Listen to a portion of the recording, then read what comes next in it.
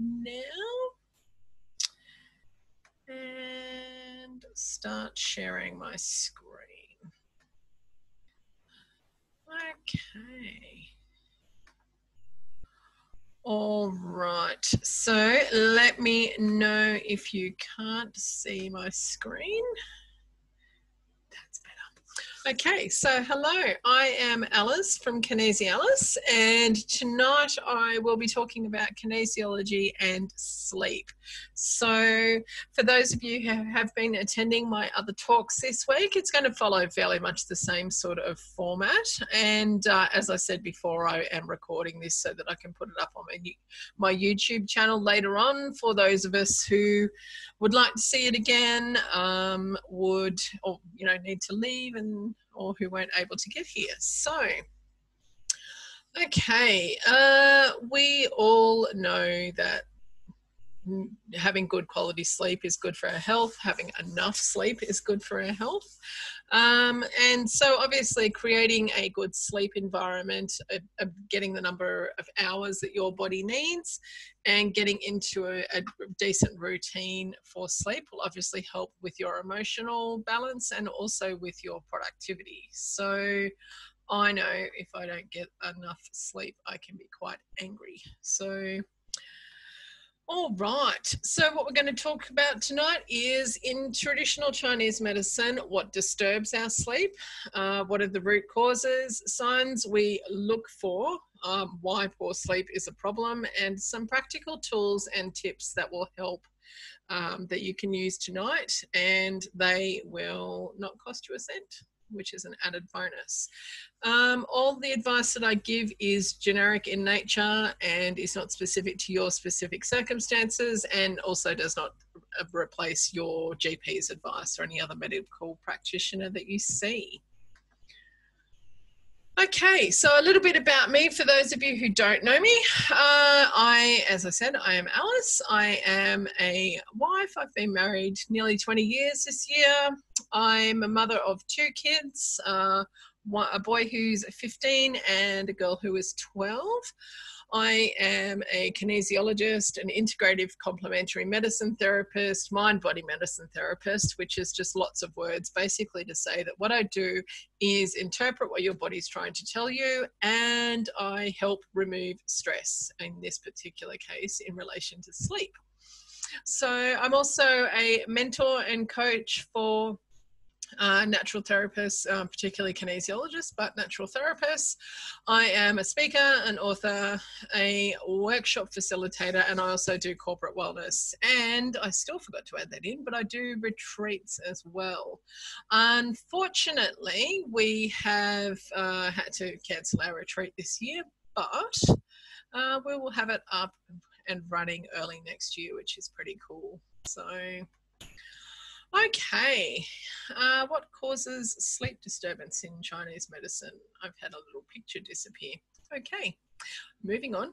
All right, so sleep disturbance in Chinese medicine is a symptom of overthinking. We'd probably all be familiar with things going through our head and not being able to get to sleep. Also anger. Not being able to let things go, and also stress triggering the adrenals, and keeping us awake. So all of those things tend to give us different signs and symptoms in what we look for in clinic. So I will come to those a little bit later in a bit more detail. Okay, so the root causes. Wow, this is really having some issues with the pictures. Okay, we don't need pictures. All right, so the root causes of pretty much anything that we see in clinic will be physical, emotional, or energetic in nature. So it will affect our physical body. We know that because we can't go to sleep. It affects us emotionally. So it could be an emotional issue that is stopping us from going to sleep. And there's also energetic reasons sometimes why we can't sleep. So energy I tend to describe, if you're not familiar with energetic principles. So energetic medicine works obviously on the concept of energy. And the way I describe it is generally if you can, you can almost feel someone touching you. So I feel like heat and resistance, I suppose, as a general rule. Or you can feel someone standing behind you and you just know that they're there. So they're considered to be in your energetic space then. So, and as energetic beings, our energy interacts with other people, and our energetic body is believed to extend up to 1 meter from our body. So, when something affects our energy, because energy is without and within as well, energy within is usually called chi or vital force, life force, those sorts of things. They all mean much the same thing in Chinese medicine. Yeah, so if we've got something going on energetically, then that will affect our sleep. So now, in some cases, it can be nutrition. So I actually, last night I had a bit of a technology fail with my talk, so I had to re-record it this morning. So nutrition, when we eat beige, we feel beige. So what do I mean by that? I mean, if you eat beige food, which we would consider to be basically processed food, then you're not giving your body the nutrients that it needs to be able to function well. And that also includes sleep. So one of the major things there is actually B vitamins. If you're lacking in B vitamins, that actually affects your ability to produce melatonin. It actually affects your ability to produce most hormones and neurotransmitters. So hormones and neurotransmitters, including melatonin, are actually 70% produced in our gut and up to 95% in some cases. So if we're not putting the things that we need into our gut to be able to produce the hormones and neurotransmitters, then that has knock-on effects. That can cause mental health issues. That obviously causes issues with the gut, constipation or the opposite, diarrhea. It causes issues with the way that our muscles and cells function as well. So eating a good diet, and I don't mean just living on lettuce and carrots, although they are good for you, but eating a good, healthy, varied diet, eating the rainbow, lots of veggies and fruit, meat, depending on where you sit on that scale, those sorts of things is really good for us 80% of the time. And then if we're doing the right thing 80% of the time, then the other 20% of the time our body can handle that. So back to B vitamins. Green leafy vegetables. Green leafy vegetables are good for everything, but they're particularly good for B vitamins. So if you're not getting enough of those, I highly recommend you get stuck into them. Now, B vitamins are responsible in part for the production of melatonin, which is why they're important for sleep. The other thing that's actually quite important for melatonin is magnesium. So I don't mean go to your health food shop or chemist or whatever and just start taking melatonin. You can take melatonin or magnesium. You do need to seek the advice of a health professional, because all of the vitamins and minerals and synergistic and antagonistic ingredients within those, and what I mean by that is they have interactions with each other which are either positive or negative. You do need to just make sure that you're obviously not going to imbalance something else, and particularly with magnesium, oils ain't oils with magnesium, so you want to make sure that the one that you're taking is good for you. Now, if you are on any medications, please do not stop taking your medications without the advice of your doctor. And secondly, if you are taking medications and magnesium, make sure that you take your magnesium at least 2 hours away from your other meds, particularly if they are blood pressure or heart meds. That's very important. And as I was saying, magnesium is a precursor to the production of melatonin. So the other thing that happens with magnesium is when our body is stressed, we need magnesium to produce cortisol. So the body will actually prioritize the use of anything it needs to make cortisol as a survival hormone over everything else. So sometimes magnesium is the thing that people need. And look, you can try things like magnesium baths. So magnesium does absorb better through the skin than it does through taking it internally. However, there's a question about therapeutic dose there. But, you know, a magnesium bath is always really good to help with calming the muscles down and also calming the mind, because magnesium affects the parasympathetic nervous system, which is our calming down. A couple of other vitamins and minerals to consider. Omega-3 fatty acids found in oily fish and a few, avocados and nuts and that sort of thing. So, and in some meats as well. And omega-3s are higher in grass-fed meats than they are in grain-fed meats, by the way. You can also consider potassium and vitamin D. So if you are finding through any testing that you're doing that you are lacking in any of those vitamins, that might be worth considering for helping with your sleep. And it doesn't have to be taking supplements. We can do it through food. So, okay. Now, we can eat a perfect diet and we can still have problems. So, and that's actually about absorption. So you can put all the things into your body, but if you're not actually absorbing them really well, then you're still having the same problem effectively, which is about being able to use those nutrients to do the things that they should be doing in your body. So gut health is a consideration here. So if you probably heard of things like leaky gut, basically. So you might be needing some other work there to help fix the intestinal wall, basically, if you have any dryness or an imbalance in your microbiome or anything like that, that's worth looking at as well. Deficiency, so yeah, like I talked about, the deficiency of any particular vitamins and minerals. Thoughts and emotional patterns. This is very often what I see with people with sleep issues. So the first one is, well, the first part I see is people having trouble going to sleep. And this is usually a overthinking issue. We can't actually switch our mind off, downregulate our sympathetic nervous system, activate our parasympathetic nervous system, and be able to go to sleep because we're so busy tick, tick, tick, tick, tick. So people can take hours to go to sleep with this. So that's the first concern. The second emotional pattern I see is usually people waking up between 1 and 3 o'clock in the morning, and that is basically anger or stress. So with each 2-hour period of the day, if you look at a clock, each 2-hour period, one of the organs or channels in Chinese medicine is in charge. And at that particular time of night, the liver is supposed to be in charge, and what it should be doing is actually aiding the detoxification pathways in your body.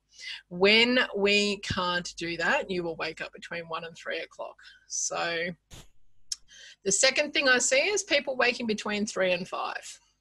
And that is people who can't let stuff go, people who hang on to stuff from the past, yeah? So they bring it with them, and the channel, one of the metal channels in Chinese medicine, Chinese medicine uses this concept called the 5 elements to describe everything.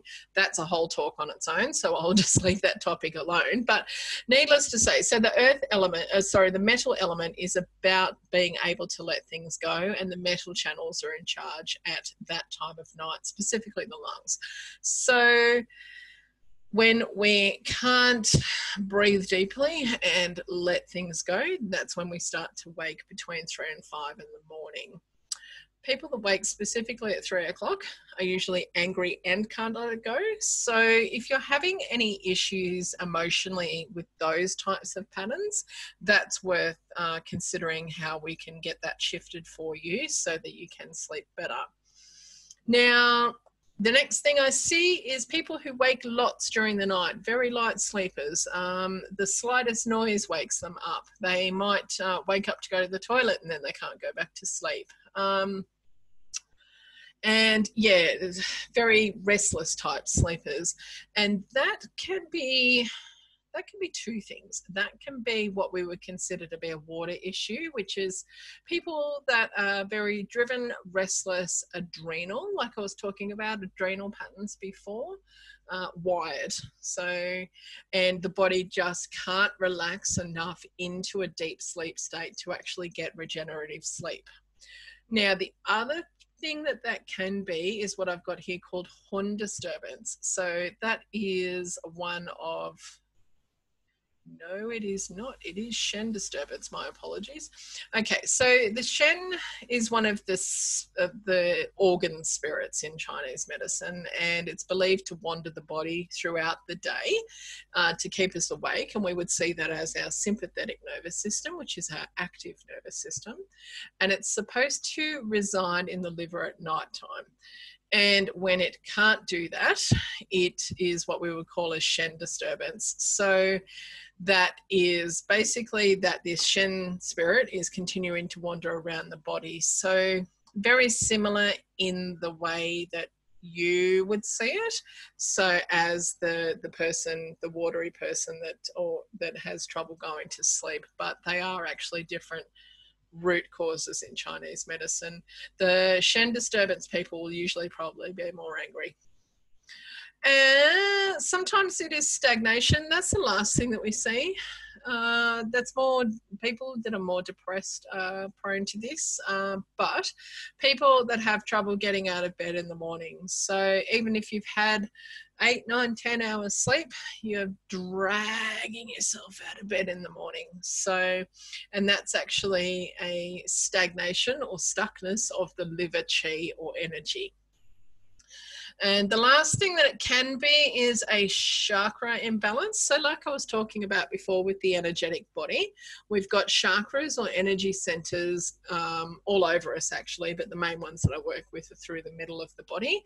And they line up with particular acupressure points and they kind of direct energy into the acupressure points.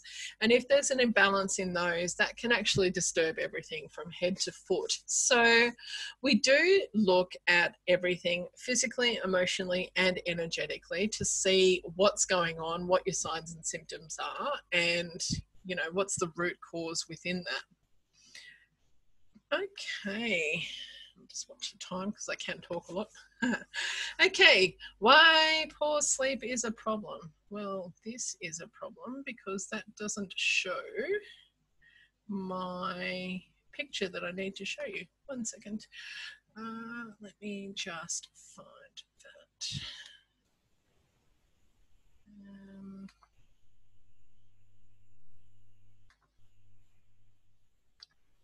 All right, that's fine. We will just.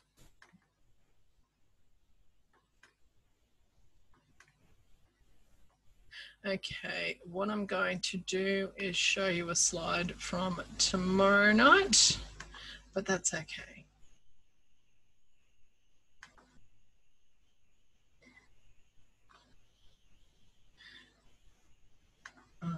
Okay, and back here and back to share screen. And we will just present this one. Okay, now this particular diagram here is something that I use for everything that I talk about because basically the stressful thing is the problem, right? So it doesn't matter if that is sleep, if it's depression, if it's anxiety, if it's a hormonal imbalance, it's a stressful thing to the body.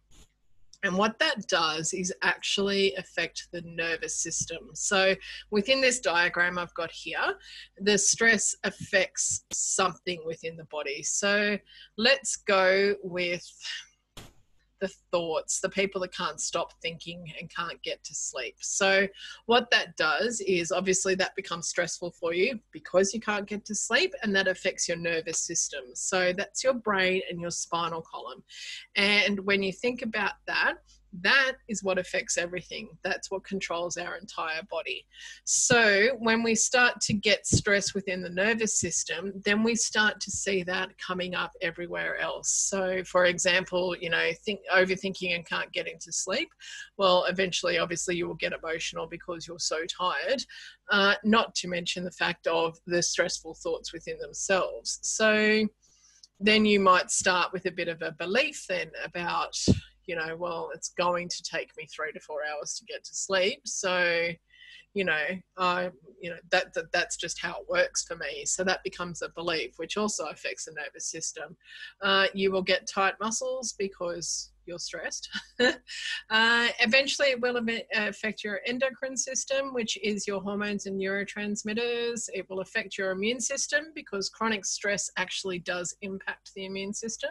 Short-term stress doesn't, it actually boosts it. But when we don't have a recovery from the stress, which we should have, then we start to see issues in the immune system. It will affect your digestion because anything stressful does impact your digestion and shut it down a little bit. And as I was talking about, on the energetic levels. So that's partly the flow of chi in the body, but also the energetic body around us. So as you can see, and both of these, so all of these things are a two-way street. So the digestion will affect the nervous system, which will affect the energetic, which will affect the nervous system, which will affect the muscles, which will affect the nervous system. So, and the problem grows unless we, do something different. Basically, the problem continues to grow. So even when the stress enters through one of those things, and it can enter through more, it just grows and it begins to affect pretty much everything. Okay, I'm just going to stop sharing there and go back to the actual presentation. Alrighty.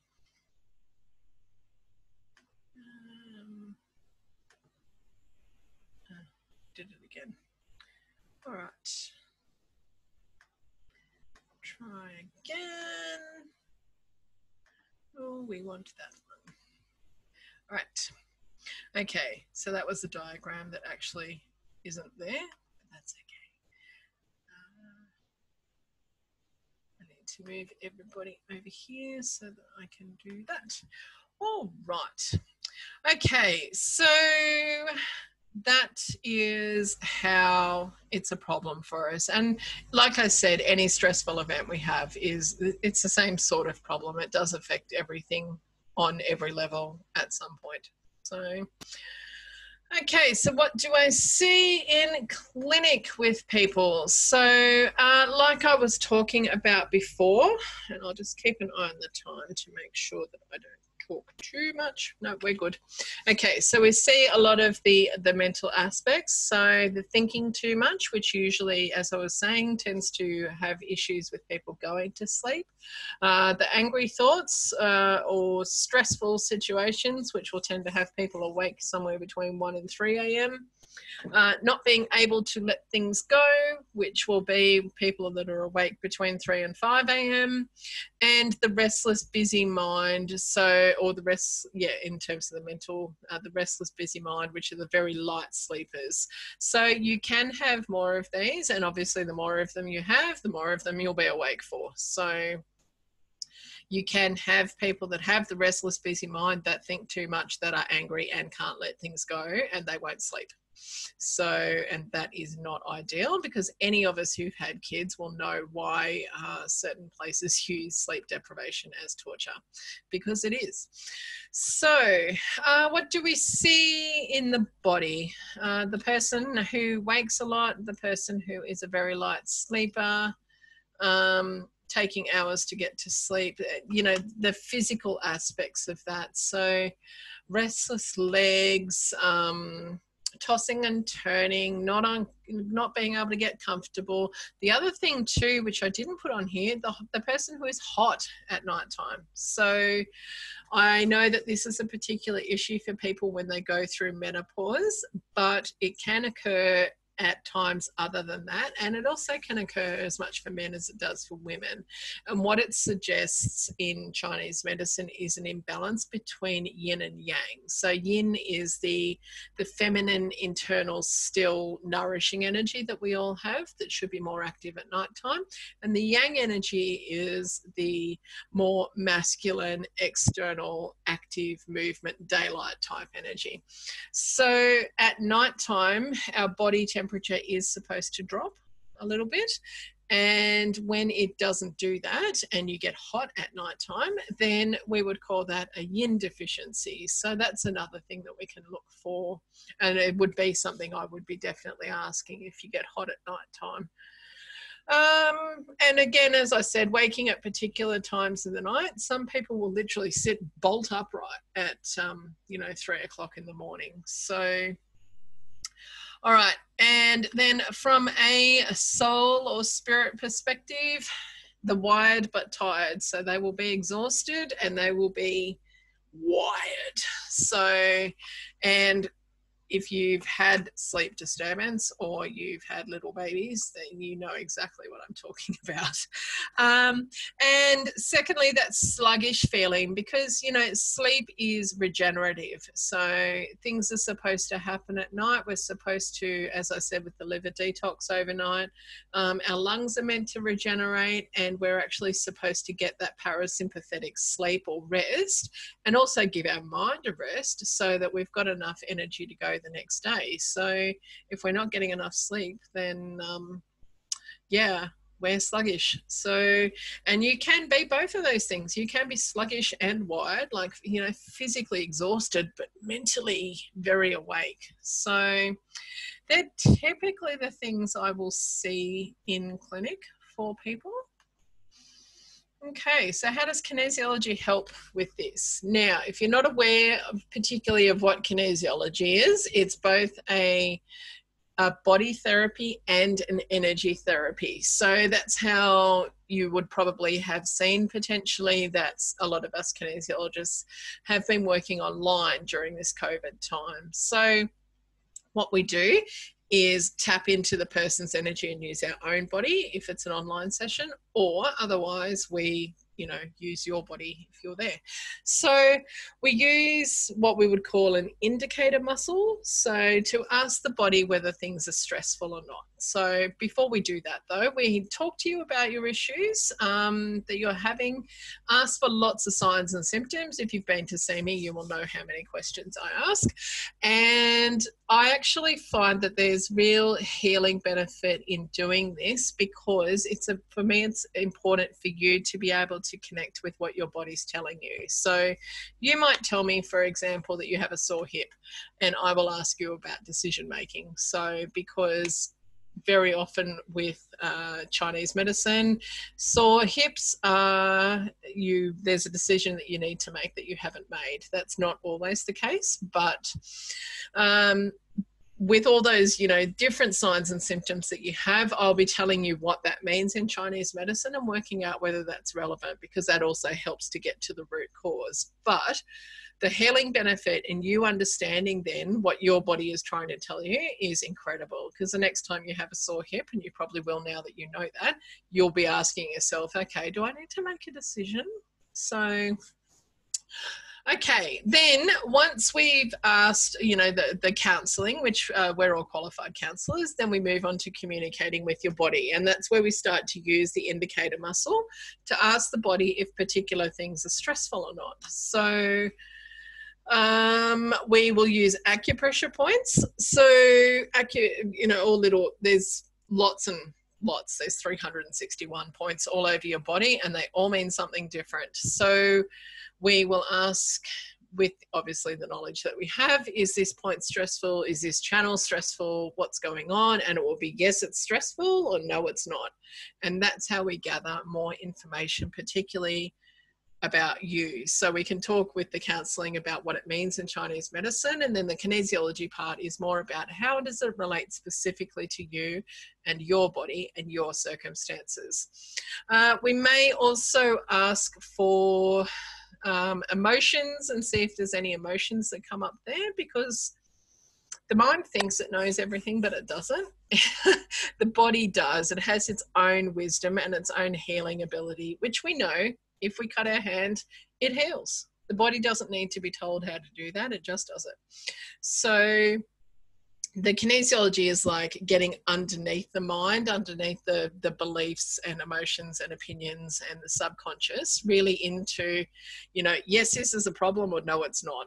So the other ways that we can find information, sometimes we can use cards, oracle cards, which I'll come back to with resolution in a second. We may use sometimes crystals. We will look at the chakras. They all mean different things as well. So for example, with the sleep issue, I'd definitely be looking at brow chakra, because that is about intellect versus intuition. So, or, you know, your mind. So for someone who overthinks a lot, I will always be looking at the brow chakra, because they're trusting their knowledge as opposed to their wisdom. So, and that needs balancing out basically. So we will also move muscles that are related to the elements that I was talking about before. And the idea with all of these things, with the muscle monitoring and asking different questions, is about another way of bringing up the stress within your body, and also another way for you to be able to connect with what your body's telling you. And then once we've stirred it all up, what do we do after that? We do something to move it on. So we will use acupressure very much a lot of the time. Acupressure is like acupuncture, except obviously no needles. And the second thing with kinesiology is, because we're asking your body, we're not making the decisions about the points. Your body's telling us what it wants. And kinesiology is all about that. It's about your body telling us what it needs to solve its problem. It's our job to interpret it. It's our job to facilitate it, but it's not our job to fix. Our job is to help your body to facilitate its own healing with its own wisdom, basically. So with an acupressure point, we feel, well, actually I should ask other people. Anyway, I feel like a pulse, and it gets very poundy and then it disappears, and then I'm just basically waiting for it to even out between the two. In Western medicine, this would be called homeostasis, and that translates to balance. And that's what it's all about, the balance of yin and yang, the balance of qi and blood, the balance of excess and deficiency. Other things that we will do, I use essential oils a lot in clinic, and I use those with the acupressure points because I find that it helps the points to balance out a little bit faster. And also you can make associations, because aromatherapy is partly about smell. You can make associations with that smell and the oil. So, I mean, a good example is your mum's cooking, something that she loved. So, and if you smell that now, you will remember a time back when you were a kid where that was a really good memory. So, we also use crystals. So I will use those on the body in particular places, and so depending on color and depending on some other things. And these are things that you can do at home as well. So I might tell you just about that now. I've got a few here. Most people will know amethyst, which is a purple crystal. I'm not sure how purple that will come out in this light. Amethyst is really good, as I was talking about, for brow chakra, but it's basically a crystal for calming the mind. It helps you to connect to your intuition and your subconscious, or basically listening to what your body is trying to tell you. And then there's rose quartz. Now, if you can't see that, no, that doesn't come out well, but anyway, that's a pink stone. Nice, lovely pink. It's all about unconditional love, and it is a lovely protective stone, and it's also good for easy, loving energy. So if you're beating yourself up about your ability to sleep, then rose quartz can be quite helpful for that. Another one is selenite. This is they're beautiful crystal, this one. So very clear but opaque. It actually does dissolve in water, by the way, so don't leave it in water. And even though it represents light, but it doesn't, which obviously would be a bit counterintuitive to sleep, but it's more like a seeing the light thing, I suppose. So it's good for the ideal mindset. So if your thoughts are a little bit negative, then this is a good one to have. And it's also calming and clearing. And the last one is lepidolite. Now this is quite a flaky crystal. It's a bit brown, it's a bit purple, and it's quite shiny. And it's actually quite good for if people are affected by energy from computers and laptops and phones and that sort of stuff. It's not a bad crystal. But besides that, it is good for calming the overactive mind and for easing stress, for a sense of security, and also for a peaceful dream state. So they're crystals, there's lots more crystals, but they're crystals that are pretty easily available and that you would be able to use now if you have them. So if you do find that crystals disturb your sleep, though, they do need a bit of cleansing, so which generally involves the full moon. Okay. We may use sound. So sound is another energetic medicine. So I'll show you one of the things that I have. This is called an elfin harmonics chime, I should say. And basically what we would do is ding it and then move that over the body depending on what we're trying to do with it. So sound is, what I forgot to tell you with crystals. So crystals are a vibrational energy as well, or an energetic medicine. So we have that vibrational energy within us, and sound is the same. So either way, they don't have a brain, which is an added bonus for them because they just do their thing. They don't worry about stuff. And so what happens when we use them on the body is the body actually tries to mirror the vibrational energy of either the crystal or the sound. So they are things that can be used, and in part why sometimes waterfall, rainforest type music can help with going to sleep. Okay, we might use cards. So for example, these cards are called the chakra mindset, and we might ask the body, is there a card here that has got a message for you in it, basically? So let's see if there's a card here about sleep.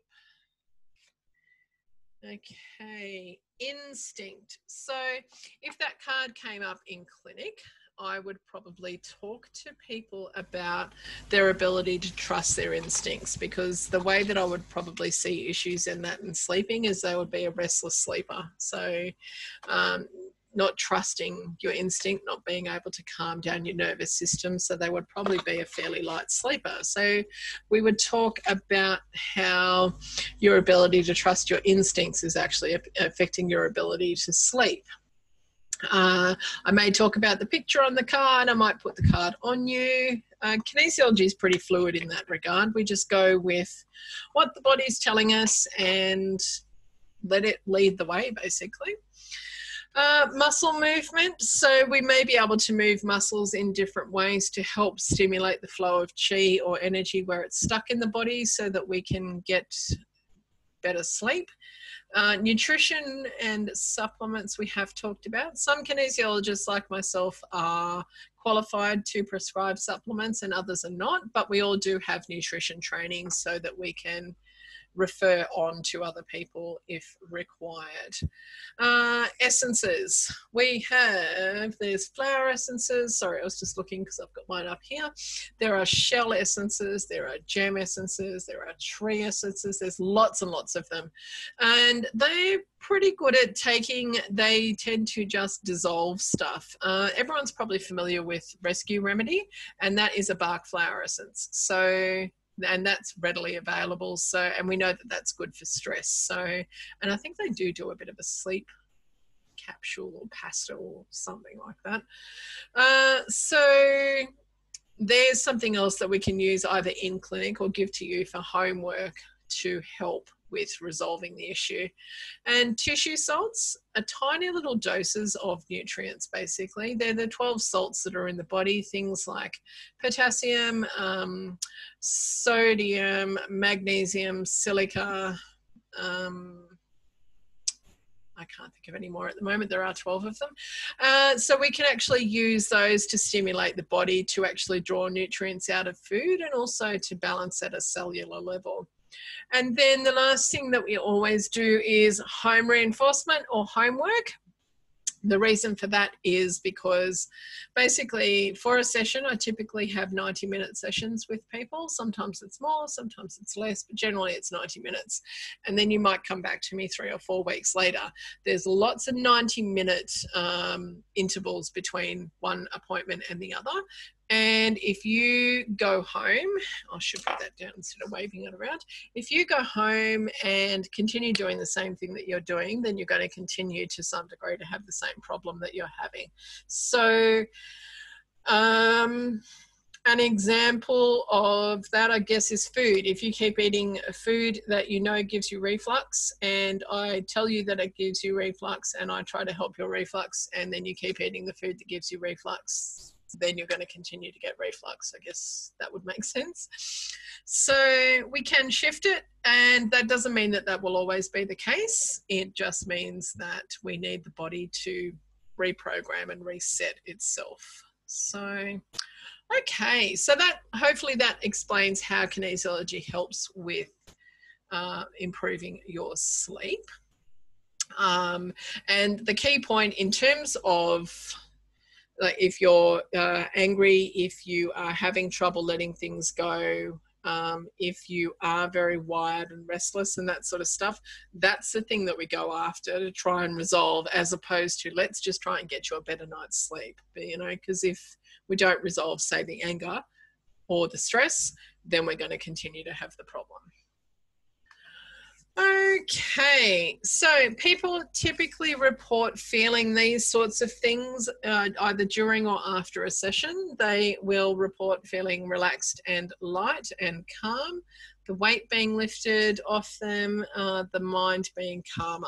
That's pretty typical. Sometimes within a session, people feel things. They feel zinging or some sort of activity in their body, or their muscles twitch or something like that. That's okay if that happens. If you're uncomfortable with that, always tell the person that's working with you. But conversely, you might feel nothing, and that's also okay. So it's just your body's experience at that particular time. Usually people will report feeling better, and that is always why we seek help. We don't like what we're feeling or experiencing, and we want the problem to get better. So, and that's the point. So you go to the doctor, you go to the psychologist, you go to the chiropractor, you go to whoever, and that's what you want, is to feel better. That's why you're going. So I will find that people come back and I'll ask them about some symptoms, and they will have forgotten about it because it went away. So, and because it's not on their mind, it's not an issue for them. So, which is great. Very rarely, sometimes people will feel worse. So this is what we would consider to be a healing crisis. And that's about the body reprogramming itself. It usually passes in a day or two, but if that does ever happen to you, make sure that you talk to your practitioner about that. And if it does persist, again, make sure that you talk to your practitioner about it. But it's fair for you to know that, just in case that happens to be your experience for any reason. Okay, don't worry if you can see that 29 slides down there. Don't worry about that. I don't have that many left. Okay, So tips that you can use right now to help yourself with sleep. So if you've seen any of my other talks this week, you will have seen at least 3 of these. Grounding yourself. Lots of energy in our head, not so much in our body. So when we go and get our feet on the grass, it actually pulls the energy out of our head back into our body, connects us back to Mother Earth, and it actually has great healing benefit all of its own. People don't love it at this time of year where it's starting to get colder and the grass is wet and that sort of thing at 7 o'clock in the morning. So try it later on. But if you can get your feet on the grass and get the sun on your back, which actually has some other healing benefits apart from giving you vitamin D, and maybe even combine your cup of tea or coffee or something, you know, that's a good way to do 3 things at once. So take 5 or 10 minutes to have your cup of coffee, get yourself collected and your energy back in your body, and boost your vitamin D, and sunshine's always happy anyway. So movement, taking a walk. So look, we're meant to expend energy during the day. If you lie on the lounge the entire day, you are probably going to not be as tired as you would be if you went, I don't know, marathon running. So, however, that's not, you know, that's an extreme example, obviously, but we do need some sort of movement throughout the day in order to get the flow of blood and chi happening in the body. It doesn't have to be marathon running, it doesn't have to be CrossFit or boot camp, but if you like those things, that's totally okay. But it just is movement, and that's about moving the things in your body. And going for a walk's a great way to do that, because you can also have a little bit of mindfulness time, observing your environment. So not power walking plugged into a podcast or whatever, but yeah, just taking the time to smell the roses. So again, that gets you a bit out of your head and your thoughts, and that can help to teach your body how to relax. Meditation. I will recommend this to about 90% of people that come into my clinic, and the other 10% of people are already doing it. So the trick with meditation is to find something that works for you. So if you find that you don't like a particular type, have a look at another one. So there's some great apps. Insight Timer is a great one. That's free. Relax Melodies is one of my favorites. That is not free, but it is really good. There's also things like Headspace and Breathe, which is BREETHE, and Calm. And they all have various programs and that sort of thing. There's, I couldn't tell you how many meditations on YouTube. There's always ways to find meditations. I know Deepak Chopra actually runs a 21-day meditation challenge a couple of times a year. So you don't need to spend hours, you just need to take 10 minutes a day, and you can try this before bed. So you obviously want more calming type meditations for bed, and you'll find that is when your brain downloads your shopping list and all the things that you didn't do during the day. That's okay. Acknowledge the thought and put it aside for later.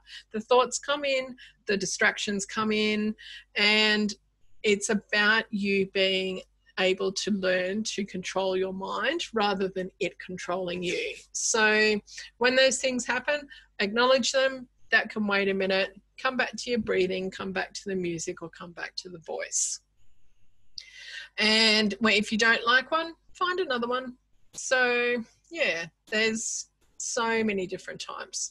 And the one that worked for me the first time was if you look up a website called beyondthemind.com and look for the videos there. There's 2 videos, and the second video I think is actually a really good representation of one to try. Okay, progressive muscle relaxation. That is literally tightening and relaxing your muscles from your feet up to your head. And there are plenty of options to walk you through that in apps and on YouTube. And that's actually a good way to teach your body about using the parasympathetic nervous system, which is the calming down side. So give that one a go too, because once you get the hang of that, you can do that yourself at bedtime. All right, some more tips. Okay, reducing caffeine. if you're drinking a lot of coffee and able to go back to sleep, go to sleep straight away, that is not a good thing. That tells me that you have adrenal issues. I wouldn't recommend drinking huge amounts of coffee, and I wouldn't recommend drinking it in the afternoon. I know that when we cut out coffee very quickly, it feels horrible. But look, if you can get down to 1 or 2 a day and not in the afternoon, that would be ideal for sleep. Caffeine is a stimulant, and we know that, and that is why we drink it. I mean, I do like coffee, but it is a stimulant. So I've had clients, and I have been this person myself way back in the past, that will drink, 10 to 15 cups of coffee a day. That is not good. So, and but I'm not saying if you're drinking 10 cups today, cut it back to 1 tomorrow, because you won't thank me for that. So, but if you can cut out 1 at a time every week or less, which would be ideal, that would be great. I tend to find peppermint tea is a reasonably good replacement for coffee in terms of a little bit of a perk, if that's what you're looking for. You can try decaf. I've never drunk decaf. I have no idea what it's like, but you can try that if it's the taste of coffee that gets you. So definitely that would be one thing I would be looking at if you came to see me. Breathing exercises. So again, this is about calming down the nervous system. So there's a couple that I tend to recommend to people. One of them is called diamond breathing, which is basically breathing in for 4, holding for 4, breathing out for 4, and holding for 4. I can see a few questions coming through. I'll have a look at those very shortly. So breathing in for 4, hold for 4, out for 4, and hold for 4. And just repeat that for a minute or 2. Some people do find that stressful, particularly if they have any lung disorders or asthma or things like that. If you find it stressful, then you can look at something which I call circle breathing, very descriptive. And again, it's a circle. So breathing in for 4 and out for 8. And in for 4 and out for 8. So there are many other breathing exercises available, usually on these apps and on YouTube and things like that. So if you want to, you can experiment with those, but they're 2 pretty basic ones that work reasonably well for people. Okay, calming oils and teas. Chamomile tea is always calming, so that's good at night time. You just need to be careful that it doesn't make you go to the toilet repeatedly.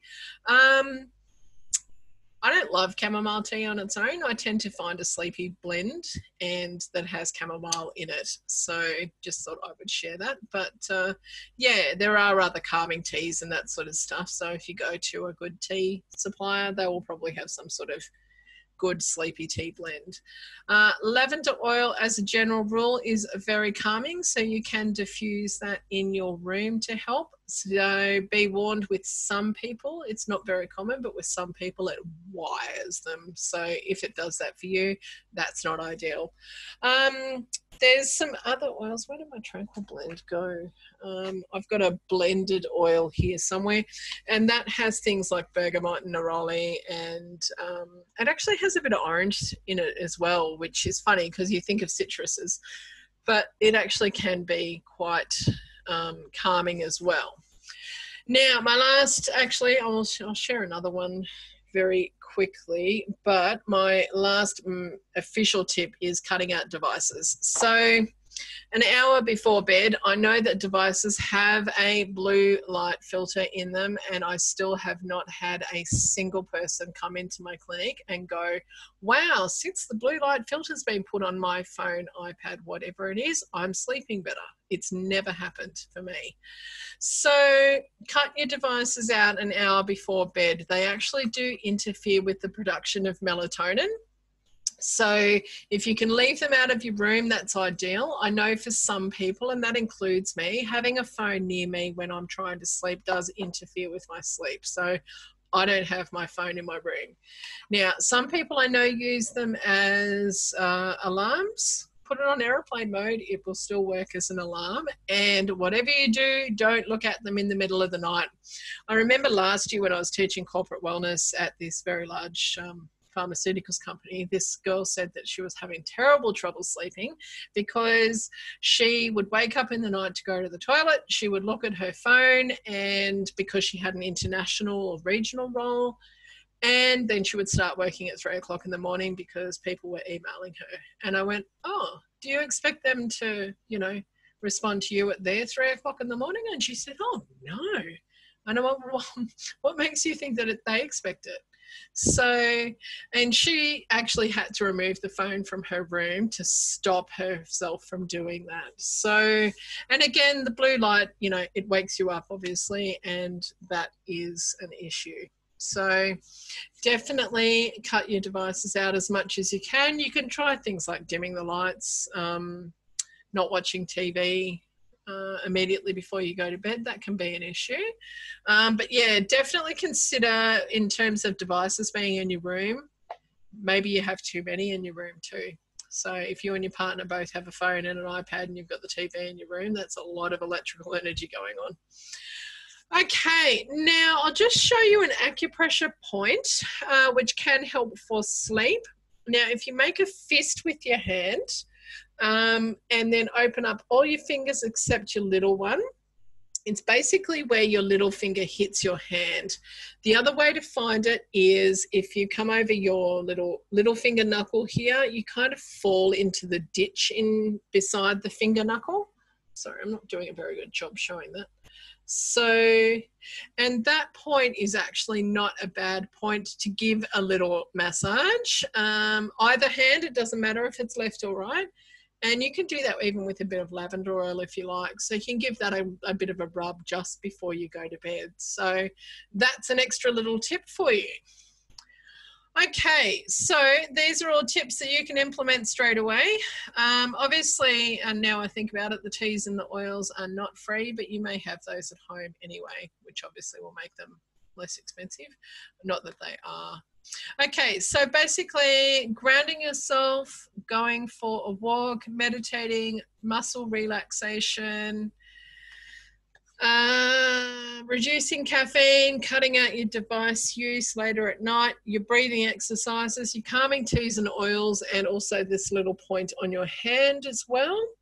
All things that you, assuming that you have all of those things, but almost all of those things are things that you can do right now for free to help yourself with sleeping. Okay, now, and that is the end of the actual talk. So obviously, if you feel that you need more support with being able to sleep, you can contact myself. You can contact other kinesiologists, of course. So, yeah, there's my details. You can find my website, my email address, that's my phone number, and you can find me on all the socials as Kinesiologist.